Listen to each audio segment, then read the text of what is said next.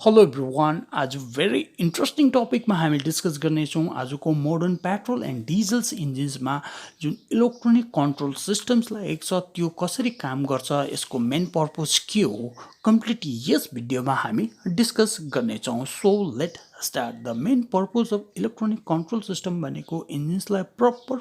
Engine functions गर्नुको लागि यो सिस्टम्स एडप्ट गरिएको हो आजको मोडर्न इन्जिन्समा विशेष गरी fuel injection systems right amount of fuel engine combustion च्याम्बरमा इन्जेक्ट गर्नु र त्यसलाई जुन प्रपर इग्निसन्स टाइमिङले त्यसलाई एयर फ्युल मिक्सचरलाई बालेर least amount of exhaust emissions इम्युट गाडीबाट निकाल्नुको लागि नै यो इलेक्ट्रोनिक कन्ट्रोल सिस्टम्स एडप्ट गरिएको हो वेरेज हामी ओल्डर डेजहरूमा देख्थ्यौँ जति पनि कार एउटा मेकानिकल डिभाइसेसले त्यसलाई अपरेट गरेको कारणमा त्यसले गर्दा fuel injection system proper amount हुन्थेन र त्यसलाई जुन चाहिँ राइट एमाउन्ट अफ इग्निसन्स टाइमिङ नभएको कारणले त्यसले जुन एमिसन्स एम्युट ज्यादा प्रड्युस गर्थ्यो त्यही कारण त्यही सिस्टमलाई अपग्रेड गरेर आजको दिनमा most precisely sophisticated electricals input डिभाइसेसहरू युज गरेर त्यो सिस्टमलाई एउटा कम्प्याक्ट इलेक्ट्रिक सर्किट कन्ट्रोल बोर्डले कन्ट्रोल गरेको कारण नै इलेक्ट्रोनिक कन्ट्रोल सिस्टम्स एडप्ट गरेको मोडर्न इन्जिन्समा र यो सिस्टम्स बेसिकली तीनटा भागमा अपरेट गरिन्छ र यसमा भनिन्छ फर्स्ट भाग जुन चाहिँ छ इनपुट डिभाइसेस त्यो त्यसलाई सेन्सर र स्विचेस भनिन्छ भने एउटा नेक्स्टमा आउँछ कन्ट्रोल युनिट जुन चाहिँले होल मेकानिजमलाई इलेक्ट्रिकली कन्ट्रोल्ड गरेर राख्नु र लास्टमा आउँछ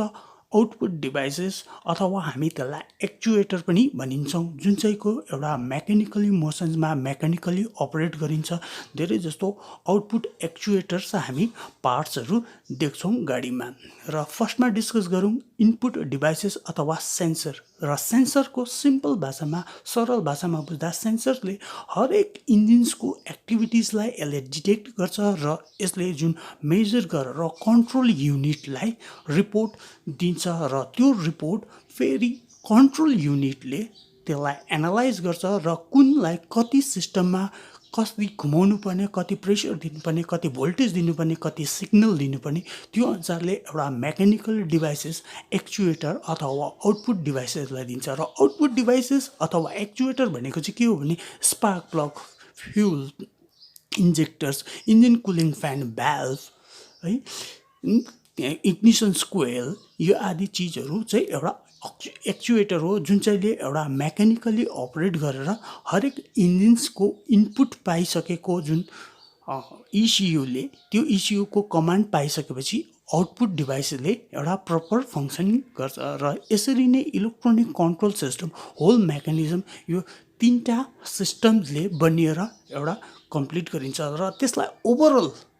मेकानिजम गर्ने ओभरअल कन्ट्रोल गर्ने काम चाहिँ इलेक्ट्रोनिक कन्ट्रोल मोड्युल अथवा इलेक्ट्रोनिक कन्ट्रोल युनिट इसियु या इसिएमले गरिन्छ र आजको हरेक मोडर्न गाडीहरूमा हामीले इसिएम अथवा इसियु लागिएको देख्छौँ र यसमा भेरियस सेन्सर्सहरू युज हुन्छ जस्तै इन्जिनसँग रिलेटेड सेन्सर्स युज हुन्छ भने अरू सेन्सर्स जुन चाहिँ एउटा सेफ्टी फिचरसँग रिलेटेड हरेक सिस्टमको एउटा पार्टिकुलर सेन्सर्सहरू याद गराउँछ युज हुन्छ त्यो सेन्सर्सले हरेक एक्टिभिटिजलाई डिटेक्ट गरेर इसियुलाई रिपोर्ट गरिन्छ र इन्जिनसँग रिलेटेड सेन्सर्सहरू छ जस्तै हामीले पोजिसन सेन्सर देख्छौँ प्रेसर सेन्सर्स टेम्परेचर सेन्सर र स्पिड सेन्सर्स देख्छौँ जस्तै पोजिसन सेन्सर्समा देख्छौँ हामीले throttle position sensor crankshaft position sensor camshaft position sensor त्यसरी नै प्रेसर सेन्सरमा fuel pressure sensor oil pressure sensors आदि सेन्सर्सहरू दिन्छौँ जुन चाहिँमा कुनै प्रकारको फ्लुइड प्रेसर चेक गर्नु त्यसरी नै हामीले देख्छौँ जुन टेम्परेचर सेन्सर्सले हरेक टेम्परेचरले यसले डिटेक्ट गर्छ र मेजर गरेर कन्ट्रोल युनिटलाई दिन्छ त्यसरी नै हामीले अक्सिजन सेन्सर दिन्छौँ जुन चाहिँ एक्जस्ट सिस्टममा अक्सिजनको प्रेजेन्स कति छ त्यो देख्छौँ त्यसरी नै नक सेन्सर्स देख्छौँ र नक सेन्सरले प्रपर इग्निसन्स टाइमिङ भएको छ कि छैन त्यो देख्छ र त्यसरी यी सेन्सर्सले काम गर्छ र यी सेन्सर्सहरूको कुनै प्रकारको माल फङ्सन्स भयो भने त्यो एउटा ड्यासबोर्डमा warning light check engines lamp बस्छ। त्यसरी नै हामीले सेफ्टी फिचरसँग related sensor, ABS sensors, traction control system sensors, electronic stability sensors, steering angle sensors